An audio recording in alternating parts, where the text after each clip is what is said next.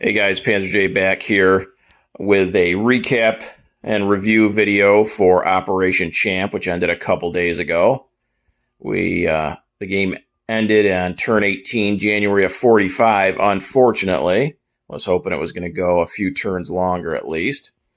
If you guys have watched some of the other players' channels, a Board Gaming Bro and Hambone both put out recap videos and did victory points. So the common turn came out on top with 15. The Allies finished second with 13. And then the Axis were in third with 9 points. It was a really highly competitive game. I think going into that last turn, I think all three alliances were in double digits for victory points. So, and it was tight the whole game long. No one alliance ran away with it whatsoever. Want to thank the guys I played with, Categoric Cow, Madman Dan, Hambone, and a Board Gaming Bro. Really good group of guys. Again, the game was highly competitive, but I knew that going in. Board Gaming Bro had vouched for his buddy, Categoric Cow, and he played very well. And then if you guys are familiar with the community at all, you know that Hambone, Madman Dan, and a Board Gaming Bro are three of the best players out there. So I knew it was going to be a good game, and that's what it was. Also, no real disagreements in the game. It was really good communication among all of us, really easy going atmosphere to play in. So definitely would play with any of those guys again. No doubt about it. So I've got the board is still set up to where things ended. Another thing I'm going to do at the end of the video, it's been requested by a couple of you guys, is that you wanted to see what would happen if I went into Tokyo here. So I'm not sure, honestly. I've kind of looked at it closer since the game ended. And I'm not really sure I would go into Tokyo here on turn 19. Madman Dan has a lot of stuff. That's this task force marker over here. So I'm not sure. We'll get into my thoughts on that before we roll it anyways and see how it would go. But as far as overall, let's take a look at the tech and the income, how things ended. So the Axis, Germany, as you can see, ran away with completed tech for the Axis. Italy even got a couple of tech completed, and the Japanese got 3 done. The 3 most important for them: long-range aircraft, wartime economy, improved construction. As far as financially, Italy never got into the war, so they're still at 10. And then Germany's still at a healthy 50. And then poor Madman Dan, Japan kind of got hammered on from about the midway point of the game on. So as far as the Allies go, Hambone did good with the British tech. He's got, 4 tech completed, another one at stage 3. The U.S., that was kind of hit or miss, more miss for me. I did end up getting all of the important tech, the tech that allowed me to get the victory point, but it was on the very last turn. So I know a Board Gaming Bro mentioned this in his video. Long-range aircraft, I tried. There was 18 turns. I'd say there was at least 16 rolls of that, and I just finished it on the last turn. So that's 4 of 16, maybe 4 of 17. So I had a really difficult time with the tech for most of the game, but ended up finishing it off. As far as the income goes, the U.S. up to 83, so we were really fortunate with the amount of money we were bringing in as the U.S. The British still at a healthy 27. And then ANZAC, Far East Command, KMT, Canada and France down there, around a dozen or so. And as far as the common turn, Board Gaming Bro was able to finish off 5 tech for the Russians, so that's pretty good. And then the Russians are at a very respectable 57, and then the CCP are at 12. So that's the way things look for the tech and the income. So on to some of my thoughts as the United States. So as the U.S., you basically have one of 2 choices going into the game. You can kind of take the historic route and go for Germany first, which means putting most of your resources and income into Europe to defeat Germany. Or you can take the Pacific route and go after the Japanese. So I didn't want to have any preset thoughts on what I was going to do there. I wanted to wait and kind of see how things played out. So Categoric Cow definitely started off strong. He was down in South America. Obviously, France fell rather easily, and he was taking over significant portions of Eastern Europe as well. But once he got into Russia, things kind of slowed down a little bit.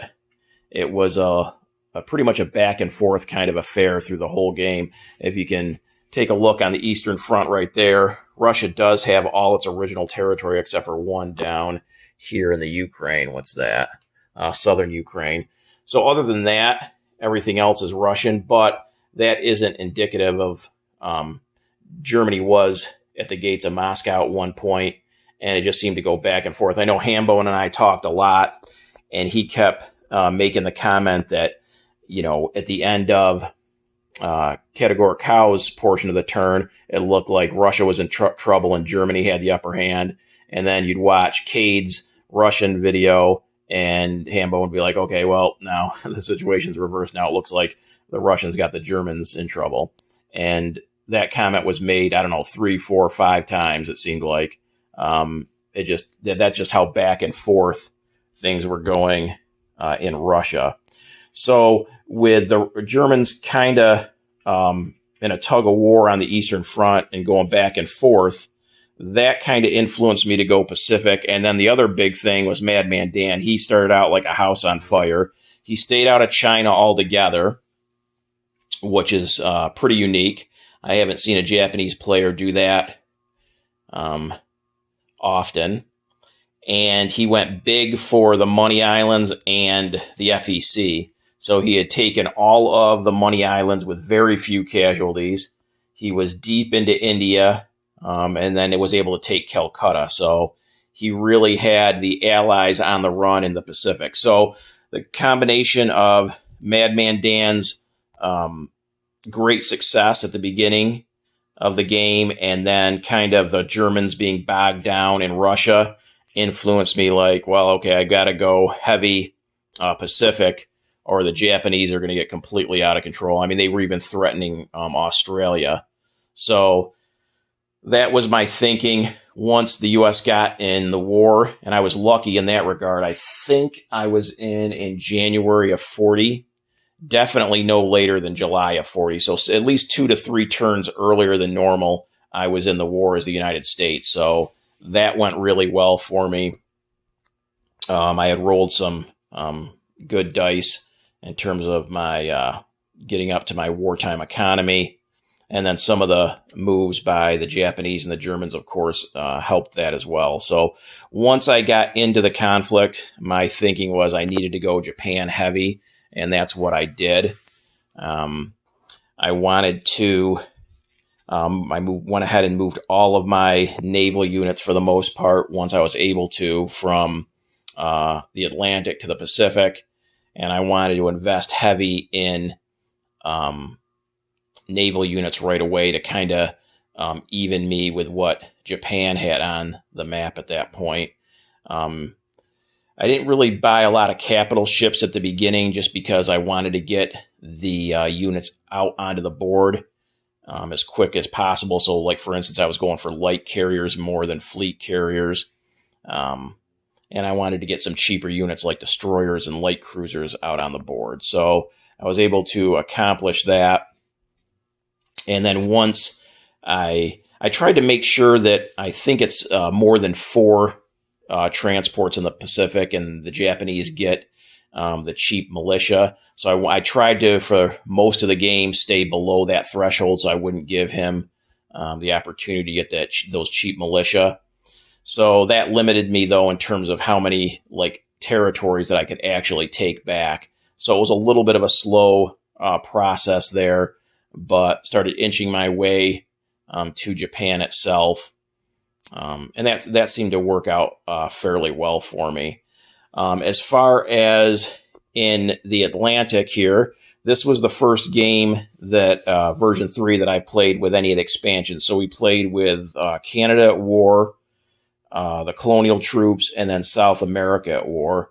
And in regards to those, Canada at War and Colonial Troops really don't affect the United States, but South America at War down here definitely involves the United States. And that was kind of a double-edged sword for me throughout the game itself. I mean, if you look right now, South America, other than a couple of neutral countries, is all United States up through the Caribbean and Mexico there. So that was the good part of it. It did get me, I didn't add up exactly how many IPP are down there in South America. I think it's around 12 or so, maybe 15 tops. So that was an extra $12 to $15. That was the good part, but it really was a drain on resources throughout up until the very end. I got to give Categoric Cow all kinds of props for his play down in South America. I think he sent, like, almost right away, he sent a fighter down there pretty early. Up until the very end, he was trying to align the pro-Axis countries down there. So it seemed like I'd plug one hole and then another leak would pop up for me. So it was just a never-ending source of distraction for me, honestly. I could never completely subdue South America until that last turn there. I would assume that if the game went longer, I'm okay, but I don't know. The way Categoric Cow played, I'm not sure that I am completely safe, even if the game would have went on. But so, like I said, the good part was the added IPPs, but the negative was just the constant drain on my resources and just that much more territory to defend, because one of the U.S. victory points is based on having either neutral or possessed the South American countries in Central America. I believe it's part of the Monroe Doctrine, if I'm not mistaken. So, I just always had to worry that maybe they'd land on the coast somewhere and take a territory back. So it was definitely interesting. I guess in the long run, it did benefit the United States, but again, it took away resources that possibly could have went to, say, Europe, for instance. So as far as Europe itself, with the United States, never made a landing except for in the Mediterranean over here, landed with a couple of minor units just to back up the British and the Canadians there in Greece. Thought about it. Hambone and I talked about it quite a bit, especially in the late game portion. But the problem, well, there were several issues. Again, I did devote overwhelmingly most of my resource to the Pacific, so that was part of it. But also, it seemed like the U-boat menace. If you look on the board, there's, I think, 4 U-boats left on the board. But that's another thing. Categoric Cow was pumping out U-boats like crazy, and I felt so bad for Hambone. There were so many turns where he went sub-hunting and just came up empty. I mean, he was using fighters, he was using medium bombers, attacking at a 7, and he would just roll 10s and 11s. And there were just plenty of turns where he didn't get any hits at all, or would get 1 or 2 out of 6 or 7. It was crazy. So it seemed like there was just a constant U-boat menace in the Atlantic. So had to deal with that. So I couldn't just simply put out some transports and try to get the units across to Europe. I would have had to build naval units to protect the transports, and like I said, between Lend-Leasing to the UK, the French, and eventually the KMT, it just my resources, even with the amount of money I was bringing in, it was getting stretching me a little bit too thin. So didn't do that. I think there was a couple of turns where there were several transports off of New York or Washington. And what my plan with that is once I hit advanced artillery, I was going to bring over on each transport 1 infantry and 1 advanced artillery, possibly land Obviously here in Normandy, maybe, or Aquitaine, put some pressure on the Germans that way. Hambone and I had talked about trying to get Paris back. But again, between the U-boat menace and, and everything I was doing in the Pacific, it never really came to pass. Hambone was never really in any danger as far as London falling or even in landing in England anywhere. So I didn't have to worry about sending troops to him to help defend England itself. And then Germany just had its hands full with the Russians so much that it's not like the Germans were running wild and about to take out the Russians or anything. So it came a point where it was like, okay, well, Hambone will do his like pinprick attacks here and there against the Germans, and I'll just deal with the Japanese. As far as China goes, it was interesting playing as the KMT. If you look at the map there in China, it's pretty much a 50-50 split. Cade and I went back and forth with that. The last few turns, though, there was really no attacks on either side. I think we both kind of resigned ourselves to the fact that it was going to be a stalemate there in China. With Madman Dan staying out and no Japanese involvement, it just came down to a one-on-one kind of thing. I thought Cade played really good with the CCP. It was definitely smart on his part to have the Russians go into Manchuria and turn those territories over to the CCP. That gave them a big boost income-wise. And I just felt like that I was kind of always behind. I'm not sure what the final total is for units. I think Cade added up, the KMT is like 42, but the CCP is well above that, maybe even close to double that. So and with the KMT attack weakness, it just didn't make a lot of sense to try to go after those territories that the CCP got that are so bulked up, especially with all those militia and infantry. Also, another thing that kind of hindered me with the KMT is that obviously Japan had gone on the offensive and taken India down here. So the Burma Road was closed. And then for, I would say, probably up to about 3/4 of the game, the Japanese did have ships sporadically along the coast there of China. So I didn't really have any way to lend lease to the KMT through the United States. So, I mean, they did eventually get a couple of fighters over there, but it was really just few and far between for units that I was able to lend lease. So, with the Burma Road closed and no access to artillery and not really being able to lend lease for most of the game to the KMT, it just became really hard to try to do much.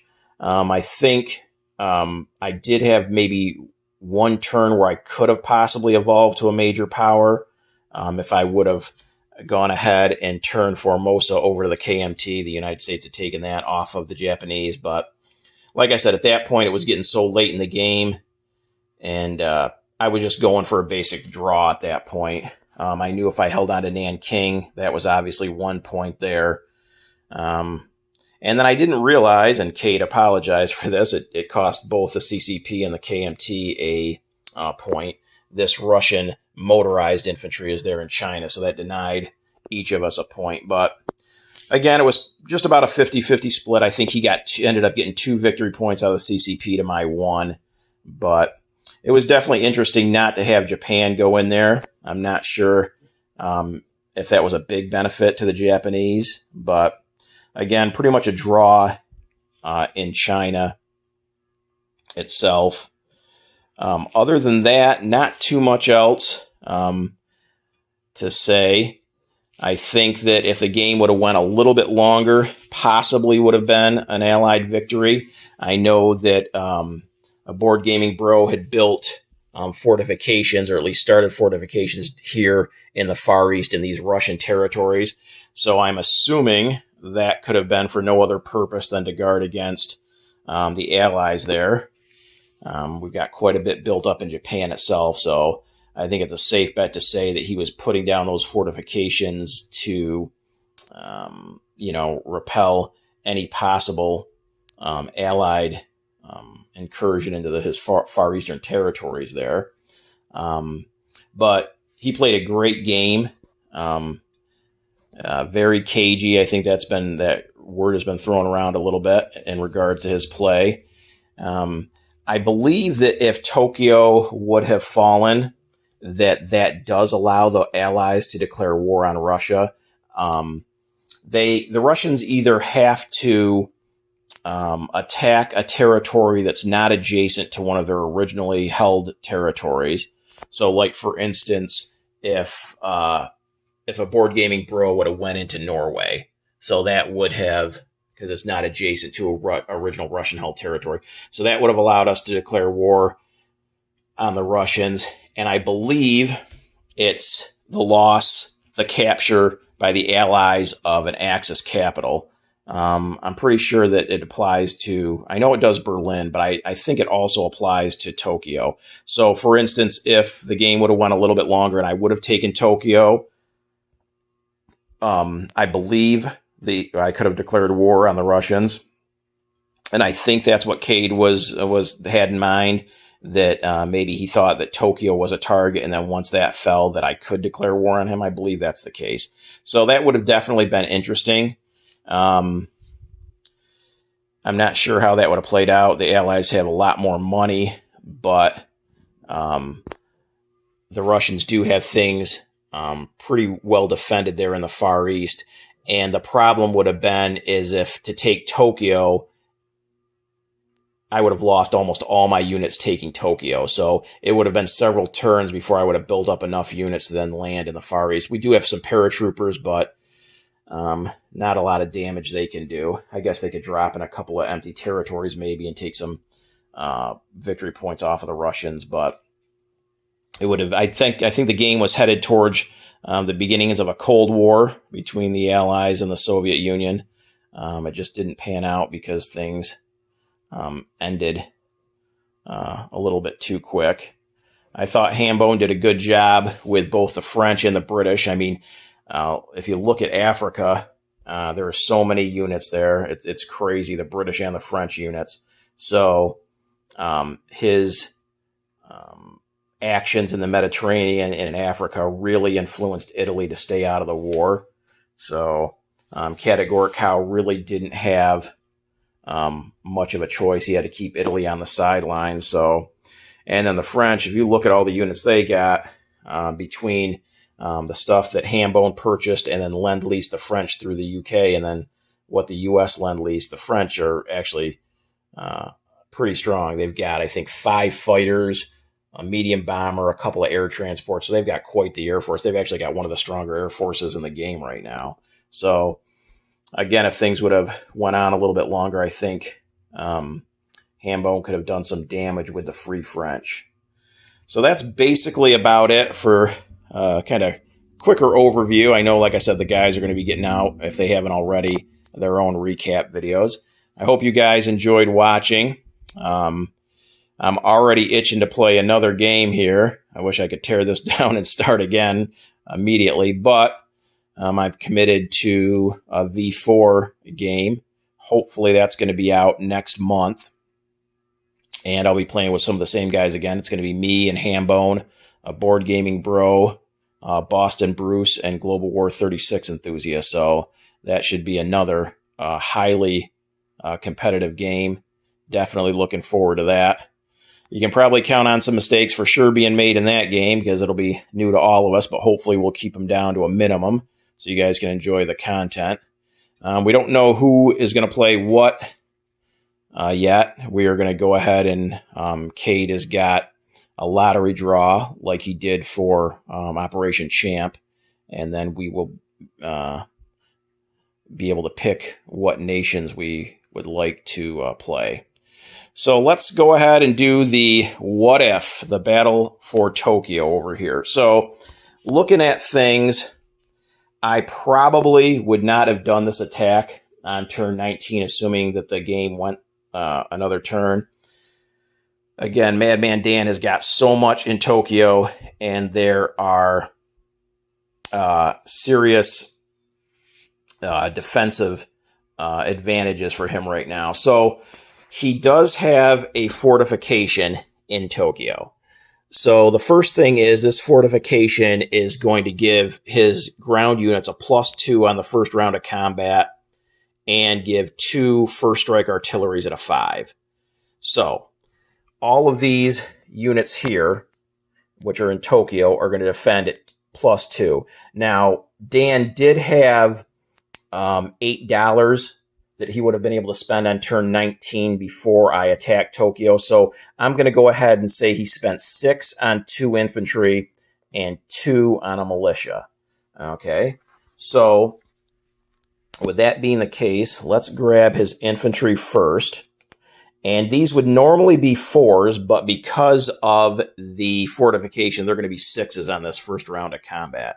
So you're already beginning to see the problems for this attack. So that's 2, 3, 4, 5, 6, 7, 8, 9, 10, 11, 12, 13, 14. So that's 14 6s he's got right there. Okay, then his militia. Okay, you've got 1 militia there.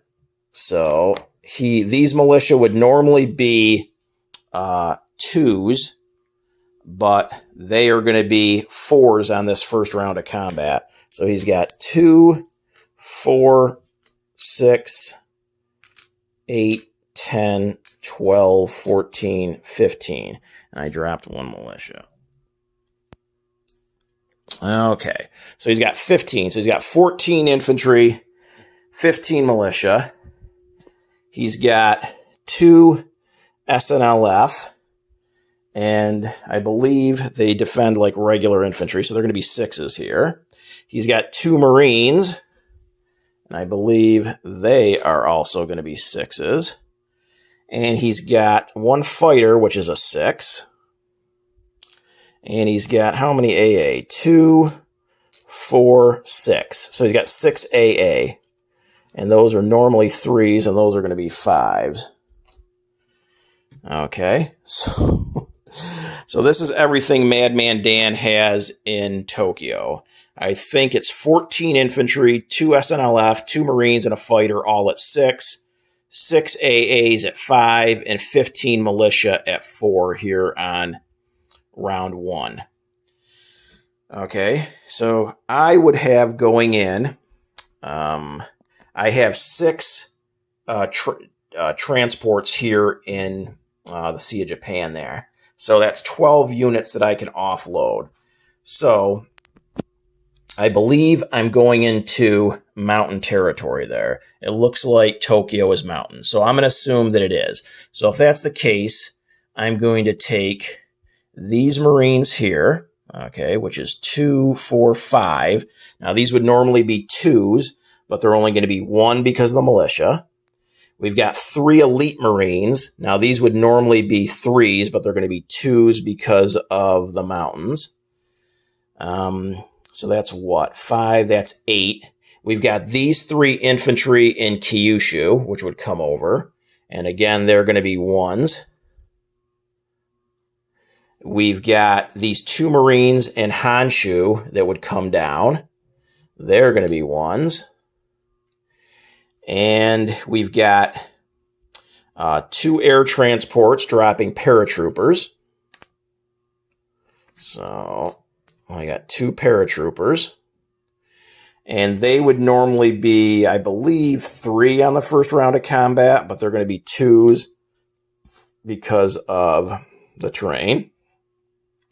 I've got 2 medium bombers from Hokkaido, so those are 7s. We got 3 tactical bombers from Kyushu. They're going to be 7s. And we've got 1 jet fighter from Hokkaido. That's an 8. And then 5 jet fighters from Kyushu, which are 8s. And then finally, I offloaded 11 units. So actually, probably what I would have done is instead of the 2 Marines walking in from Honshu, one of them would have been loaded up on a transport. So with that being the case, that would be 12 units that I'm offloading. So I've got 10 battleships here, which would go 1, 2, okay? And then I've got 2 more battleships over here in, what is that, 38, I believe? Yep, 38. So 2 more battleships. So that would give me a total of 12 shore bombards at 4 for my battleships. Okay, so that is how things would look for the battle. So I would have 6 jets at 8, 3 tactical bombers and 2 medium bombers at 7, 12 battleships shore bombarding at 4, 3 elite Marines and 2 paratroopers at 2, and then 7 Marines and 3 infantry at 1s. And Madman Dan would have 15 militia, 6 AAs, 14 infantry, 2 SNLFs, 2 Marines, and a fighter. Okay, so that would be the lineup in this battle. I don't know if the fortification, I don't believe the fortification reduces my attack value. It just increases the defense value. So here on round number 1, I would go ahead and roll my 12 battleships. So let's go ahead and do that. So we'll do 6 and 6. Okay, so the first 6, I need a 4 or less. And we got 2 2s, and 6 and 8, and 11, and a 10. So there's 2 hits. Okay, so he would lose his 2 AA. Well, no, actually he wouldn't lose the 2 AA because this is first strike. So he doesn't want to lose the 2 AA. So let's go ahead and take 2 militia off. Okay, so now I have 6 more shore bombards at a 4 or less. And we got a 3 12s, a 10, and an 11. So 1 more militia. So not very good. 3 out of 12. That's what, 25%? I guess it's okay. I think it's actually average, but still. Okay, so that is the shore bombards. So let's go ahead and take these battleships off. They are done. So now he has 2 first strike artilleries at 5. And an 11 and a 6. So he would have missed with his first strike. Okay, so now we're on to the first round. So now after this first round, the fortification's done. So his ground units would drop, would not have the +2 bonus. But he does have a +1 bonus for the city, as well as a +1 because his ground units are defending in Japanese home territories. Now, with the attack and defense modifiers, it's not a cumulative thing, so you don't get, every single attack or defense modifier. You only get the highest value on each round of combat. So for this first round, that's why he's +2. That's the highest. And then after that, whether you count the city bonus or his Japanese home defense bonus, either way, it's a +1. So his infantry class units will draw 1 after this first round. Okay, so let's see. We have 6 jet fighters, and we need a 8 or less here for these 6 jets. And we got 4 hits. We got an 11, a 12, and then 4 hits. So he would take, I would assume, since it's not first strike, he's going to take 4 anti-aircraft guns. Okay, so then we have 3 tacticals, and we've got target selected a 3 or less, so 3 tacticals at a 7, and we got a 1, 2, and 11, so 2 hits and 2 are target select. So it really doesn't matter, but we'll take 2 SNLFs. And actually, I forgot, since there's fighters in the mix, one of those hits has to be his fighter. Okay, so 3 AAs, a fighter, and his 2 SNLF. Okay, then we've got our 2 medium bombers at 7. And we got a 9 and a 4, so 1 more hit. So then he can go ahead and take another AA gun. Okay, so then we've got 3 elite Marines and 2 paratroopers at 2s. And we got 1 hit. So he'll take another AA. And then we've got 3 regular infantry, and these are at 1s. And we got a 1, 3, and a 12, so 1 more hit, so he'll take his last AA. And then we've got 7 Marines, so 3, 6, 7. So we got 7 rolls at a 1. And we got no hits. So there you go. Okay, so now let's take his casualties first. So he's got 6 AA guns. Now they get to fire up to 3 shots, but they only get to fire once per on each attacking aircraft. So I've got a total of 11 attacking planes. Okay, so he gets 11 shots at a 5 or less. So let's do the first 6. And 2 11s, 2 12s, and 2 3s. So that's 2 hits. So, and I forgot one other unit. So I'm sorry. I forgot the Strat Bomber. So that would have participated as well. So that would have been a 2. So he's got 2 hits. So remember 2 hits right now. We'll set this aside. And let me go ahead and roll real quick for my Strat Bomber. So this would be a carpet bomb at 2 or less on 3 dice. And we got a 2, 3, and a 10. So 1 more hit. So then he would take a militia. Okay. So now back to his AA. So he fired 6. So he's got 5 more shots at a 5 or less. And, oh my God. 3 4s, and 8 and a 10. So that's 4 hits. So I would lose the Strat Bomber, 2 medium bombers, and a tactical. So you guys can see already this battle is going extremely poorly. Okay, so his AA is done. Then he's got, how about a fighter at a 6 or less? And a 5 hits, and I got to take another plane. So I would take another tactical. And then he's got his 1 militia that died at a 4.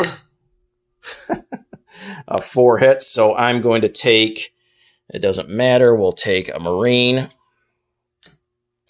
And then we've got 2 SNLF at 6s. Wow. 2 more hits, so we're going to take 2 more infantry class units.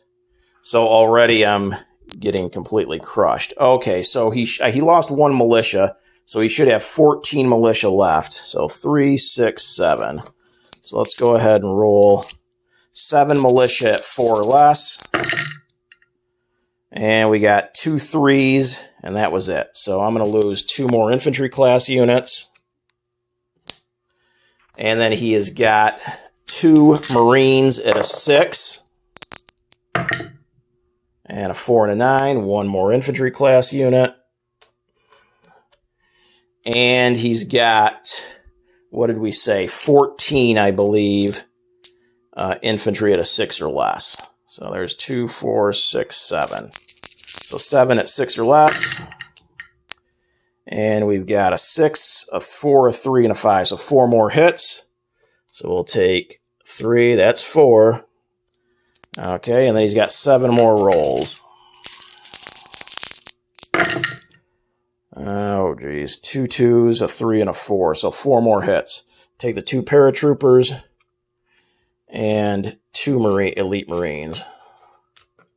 So after 1 round of combat, I'm down to 6 jets, a tactical, and an elite Marine.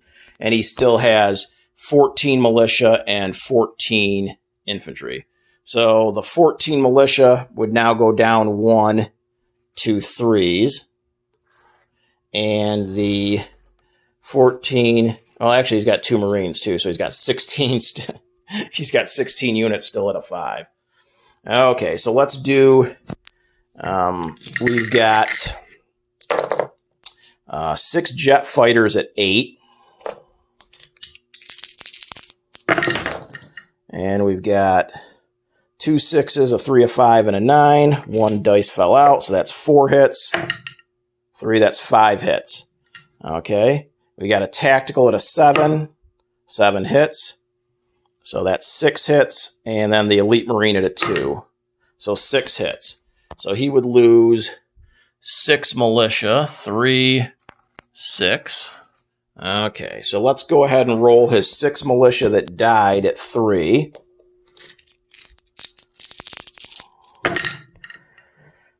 And he's got a 2, and that's it. So I would lose... The problem if I lose the Elite Marine is then I wouldn't be able to take Tokyo. So I would probably just say screw it and take the Tactical Bomber. Okay, so that's 6. And then how many militia does he have left here? He's got 2, 4, 6 left, it looks like. So 6 more militia. And he's got a 2 2s and a 3, so 3 more hits. So I'm going to lose 3 jet fighters. Okay, and now he's got his 2 Marines at 5. No hits. And then I believe he's got 14 infantry. So let's go ahead and do the first 7. And he's got a 4, and that's it. So 1 more hit. Okay, and then the second 7. 3 and a 5, 2 more hits. So there goes the 2 jets. So I'm down to a Elite Marine. So I think we can safely say this battle's over. And Tokyo would have still survived with, it looks like, 14 infantry, 2 Marines, and 6 militia. It looks like I took out a fighter, 2 SNLF, 6 AAs, and about 7 infantry, or 7 militia. So not very good. So yeah, that would have definitely been an issue.